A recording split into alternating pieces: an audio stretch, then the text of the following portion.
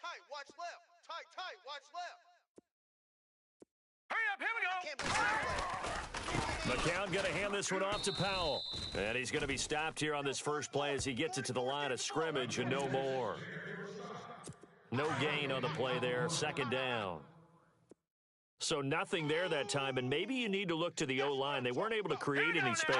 No, they weren't, and you know as well as I do, as many offensive line coaches we've ever met, I think that'll be addressed loudly when those guys get to the sideline. And they're usually loud and big. It's a loss of 2, now third down. Wow, that play got shut down in a hurry. As soon as the snap came, you could see defensively they were just closing in. That was going nowhere. Yeah, you count on your offensive line to give you a little bit of space, a little bit of time so you can make a move. There was none there for him. Found his target. It's Anderson. And he's going to have a first down as he's brought down at the 44-yard line. And the play goes for 19 yards, gives him a new set of downs. He's such a good route runner. Shows it there on third down. Very proficient and a good pass. And you know what I've observed over the years in the NFL? The better a route runner you are, the more confidence your guy's going to have in you to go to you in important times because he can trust you being in the right spot, and they connected there and picked up a first down. Give him 30 yards there. When the big guy rumbles down the center of the field and he gains leverage on a guy trying to cover him, it is really, really tough for the defender to get through him to make a play on the football. That's why guys love to throw that route down the middle. And no escaping this time as he'll go down. They got him for a sack. Domata Peko able to get in there and drop him behind the line. It's interesting, partner, that most defenses try and guard the 35-yard line actively because they think the way kickers are nowadays, about a 52-yard field goal, they're kind of giving up points. But you get even deeper into territory, you get into the red zone, they're going to guard it even more, which means more pressure, more blitzing. But that call makes sense because they've been throwing it well on this drive, and once again, they show passing formation, showing the shotgun, and they ran out of it. That's a nice play by them defensively, though, to hold it to a short game. His pass caught at the 4. He didn't get the touchdown, but he did get the first down as he's tackled at the 1. Well, he did everything but get him in the end zone there, but now they're set up. Golden opportunity, strong opening drive, and they're knocking on the door. And the way that they did it, now look where they are on the field, all right? This is naturally set up for a running play, isn't it? But with his ability to throw the football, his accuracy on this drive, you might want to think about a pass play in this situation. Interesting. Time to find out. And that loss of yards there is not just on him. It's on the guys blocking for him. I mean, they're supposed to create some type of space or at least get a stalemate. They end up letting them through, and they ended up tackling him for a loss. They'll run. This is Powell. And he pushes forward but comes up short of the goal line as he'll get a yard down to about the 1. 2 straight shots on the ground. Now on third, do you go to the air? I think the possibility exists, and if you're doing it, you're probably going play action since you ran it twice. But I often think that second down is the time you go play action and throw the ball. I say commit to the run and think about it being 4-down territory. A loss of a yard, and it brings up 4th. Now, this feels like old-school football because this has turned into a good old-fashioned goal line stand. So on offense, what do you do now? Do you decide to run it or throw it if you go for it on 4th down? And Catanzaro's kick is right through, and they are on the board, trailing now 6-3. And that field goal caps an 11-play drive. That's a lot of offense to run to only get 3 points, but they'll take them. Anytime you can put anything on the board, you run to your sideline somewhat happy. This one fielded at the 5.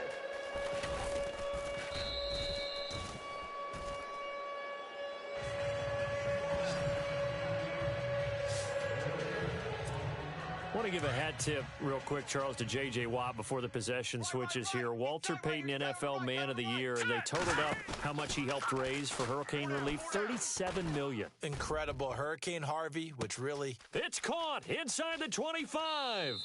And all the way home for a Broncos score. Emmanuel Sanders, 72 yards. And the Broncos able to show off their quick strike ability. And correct me if I'm wrong, that was just a simple fly route, wasn't it? No, there's nothing to correct at all. You've got it down pat. And I just remember as a player, when I'd be in practice sessions and I'd hear 9 from the receivers, that meant fly route, go. Uh-oh, look out. That was the 9, and he just kept going all the way into the end zone for the touchdown. So we're back in the offense getting set following the call of that timeout. Hey, watch 16, boys. Set! To throw is Simeon, and this is going to be caught. It's good. And that extends their lead by 2 more. So they go with a pass there on the 2-point try and able to convert it, Charles. And a good job by the offense figuring out their 2-point play and using it well. It's interesting how people are using the strategy nowadays, though, isn't it? It really is, and I don't know how much that particular play factored in, but with the PAT moving back in 15-16, that kind of changed things, didn't it? It's really a part of everyone's strategy now. When I talk with coaches and when we sit with them, they always talk about they actually have 2-point periods in practice now, something they never really did before. CD, I want to get your thoughts on some potential free agents this offseason before we change the possession here. Now, caution, many of these guys could be re-signed, I know, but who are some of them? Kirk Cousins is one. Yeah, we're talking about difference makers. Kirk Cousins at the quarterback position. He's going to be coveted around the league by quarterback-needy teams. Case Keenum had a big year. Could he move? But how about running backs? Le'Veon Bell, Dion Lewis, some pass catchers, Jimmy Graham, Jarvis Landry, Sammy Watkins. And about the guy who goes and gets quarterbacks, DeMarcus Lawrence had a monster year for Dallas last season. Yeah, a lot of big names that could be out there as free agents. And he will cross the 30 down to the 29-yard line. A gain of 3, second down. Not much happening there on first down. I thought there might have been a hole for a split second. Yeah, but it dried up pretty quickly, didn't it? Closed fast. Green, 39.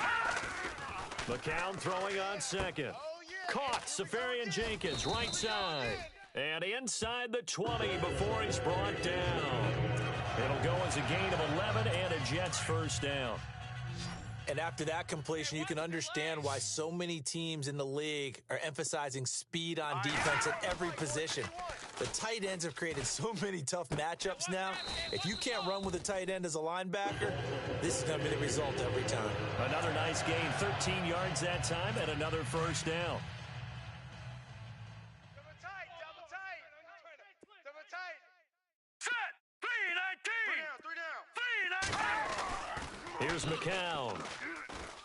And it's a touchdown for the Jets. Josh McCown, a 5-yard touchdown run. And the Jets have made this a 1-score game. As the offense went on the field to start their last drive, you know they discussed it in the huddle. Hey, if we put one in the end zone here, we've put ourselves in a position to start making a comeback. Catanzaro out now as he'll kick this one away. Cody Latimer now on the return. Powerful running. Powers through again. It's a room to maneuver. And a great return. Solid field position. He's up all the way to the 45-yard line. Now, that's the kind of return you're looking for. To get to that spot on the field, that allows you to do a lot of things on offense. The Denver Broncos, they missed out on the playoffs for the second straight year. Their offense coming back onto the field here. And that's coming off that Super Bowl 50 win. I don't know that we expected them to go back-to-back-to-back or anything like that, but I certainly don't think we saw them missing the playoffs the last 2 years, right? No, you're correct on that one. And a big part of it is, what's one of those old adages in sports that defense travels and defense is a constant? Well, the Broncos' defense has been exactly that. I mean, look, they were 3rd overall in total defense in 2000. And no escaping this time as he'll go down. They got him for a sack. These strong safeties, some people may not realize it. It's really like an extra linebacker, right? It really is, because they're hybrids. Half linebacker, half defensive back. The linebacker in him on that play emerged. Finding room inside the 40. Past the 20. And all the way home for a Broncos score. C.J. Anderson, 51 yards. And the Broncos will extend their lead. Well, Brandon, if we go back to our meeting with the offensive coordinator, he showed us his script. Didn't show us everything now. He said, here's the script for the game. I think everything's going according to plan in a big way. 3 drives, 3 touchdowns. Yeah, that's about as good. That is as good as you can do, I guess. So, well done. Yeah, well done indeed. Tremendous execution. And he whips that one incomplete there. Tough there. Good pass. Hit the hands. He just couldn't bring it in. And every receiver's coach everywhere. Seeing that play, focus, focus, focus. Watch it all the way in and tuck it away. Now McManus on to kick this one off.